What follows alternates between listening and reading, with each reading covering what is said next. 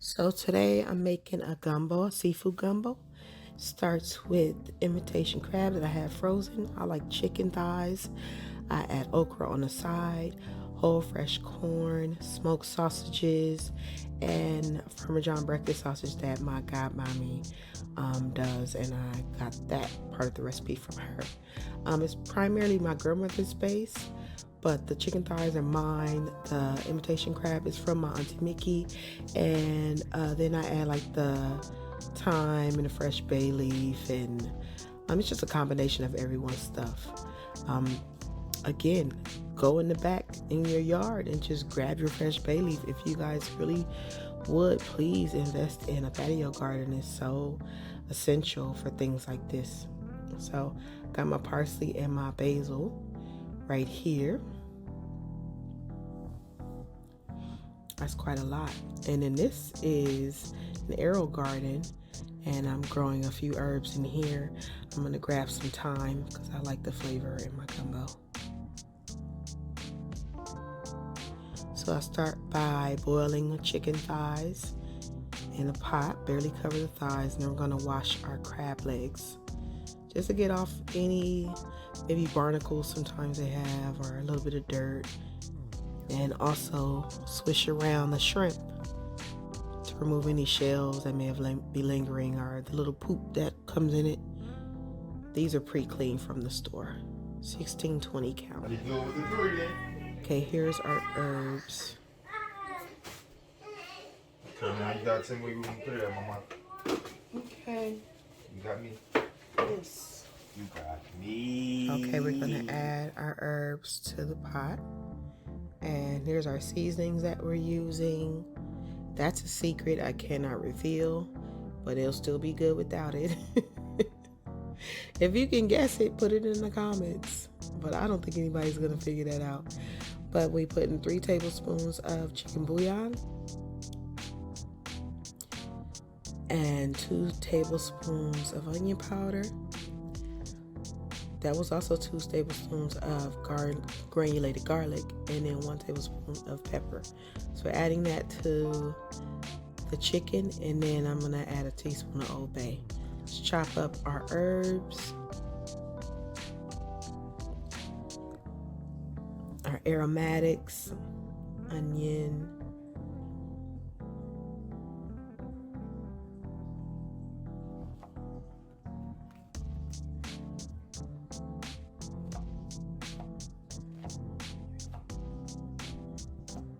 this is going in our roux, you guys. You'll see later how I do it. And the roux actually comes from my godmommy. I didn't make it originally with roux. We had filet, so I took that from her. But here's our veggies. And then now we're gonna cut our smoked sausages into about 1/2 inch rounds. A 1/4 inch to 1/2 inch. Doesn't have to be perfect. You can use whatever sausage you like too. This is what I'm using. So I like to cook the sausage long, so I'm adding it to the pot with the chicken. Chicken has been cooking for a while though. So now we're gonna cut the breakfast sausage in small pieces.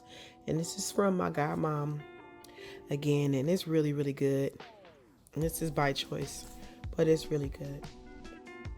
And we're gonna brown these up, caramelize them, give them a little crisp, and that's gonna taste real good. My stove is so filthy. Oh my gosh, too much cooking. Okay, I'm gonna peel corn.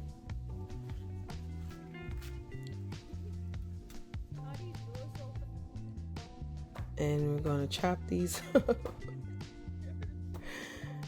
Yeah, get those going. Okay, so we're shaking these, getting those browned up. I'm gonna finish chopping the corn in small pieces like so. Check on those sausages again. Those are coming together good. I'm gonna drain them and get that residual oil off. And throw that into our chicken and sausage. Stir that up real good.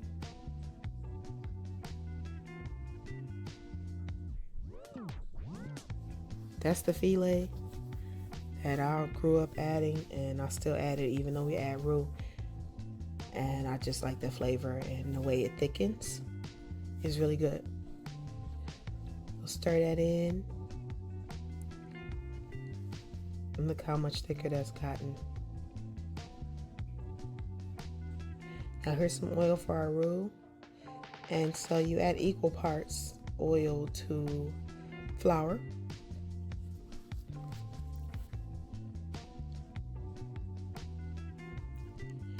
And you're going to cook this on right below medium. We're just getting it mixed in real good. And it'll start changing in texture and color, but you want to constantly stir because you're not burning your flour, you're caramelizing it. If you happen to smell burning, then that's what you'll taste in your gumbo. So I'm just adding my corn to our gumbo, and then I'm going to continue to mix this. I mean, you have to consistently do it. I'm going to have my son join in and mix for me while I do other things for a minute. But you see the color is changing. See that? There he is. The color is changing, and we're going to get it really dark, like a chocolate color. I'll make our rice while he does that. So make sure you rinse your rice, cold water, until the water comes out clear.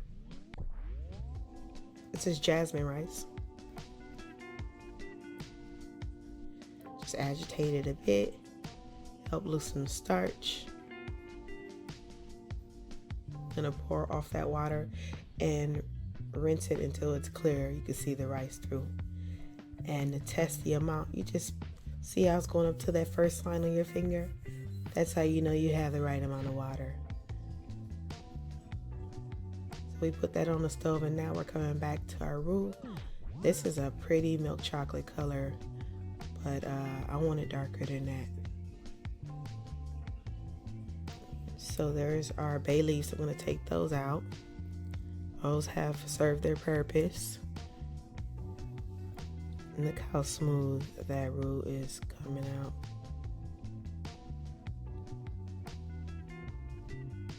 So now let's add our veggies. We're going to cook our veggies in the roux. The smell that comes off when you do this part is so insane. Oh my gosh. This is essential. This is what my godmommy taught me, to do it this way, and it's wonderful. It's not hers. Hers is slamming, but okay, you know, mine's is good too. It's just not hers. But we're gonna cook the veggies for a bit in this roux.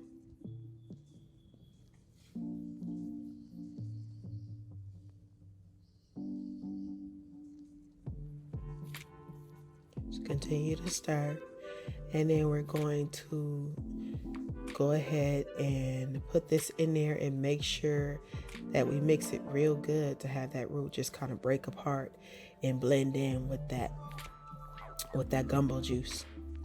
If you just set it in there, you're gonna have clumps of roux. So make sure that gumbo is steaming hot, and put that roux in there and just stir until you know it's well blended. Now I didn't use all of the roux. I just put to whatever my liking was. And you would do the same. You could use all or half or whatever. It's up to you. But this is what I did. I used about 3/4 of it. So I like where it's at. So I'm going to stop adding. And there's our rice boiling. So I'm going to turn it down. Make sure this is stirred properly. You can see our veggies and everything in there.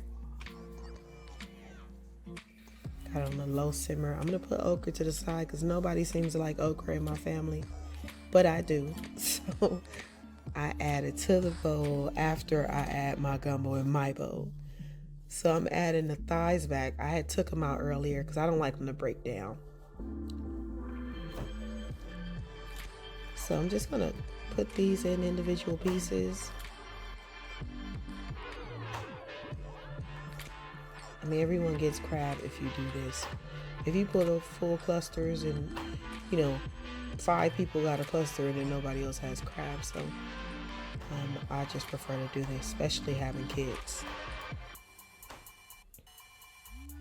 That looks yummy. So I like to add my crab in here because I want to soak up all that gumbo juice. I don't mind a little overcooked crab in my gumbo.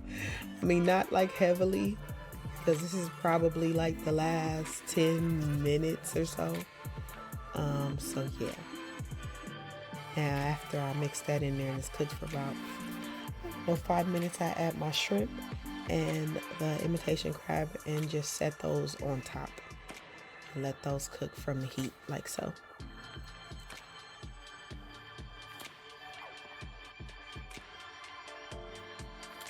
Just test the thickness of our juice, and I like that. It's coating, it'll sit on the rice well, it's not too bad. The seafood adds a lot of water, so if your gumbo juice is thick, once you add the crab and the shrimp, it'll give off water, and then you have your finished product. So I hope you guys like it. Leave any comments or tips and let me know, how it came out. Thanks for watching, you guys.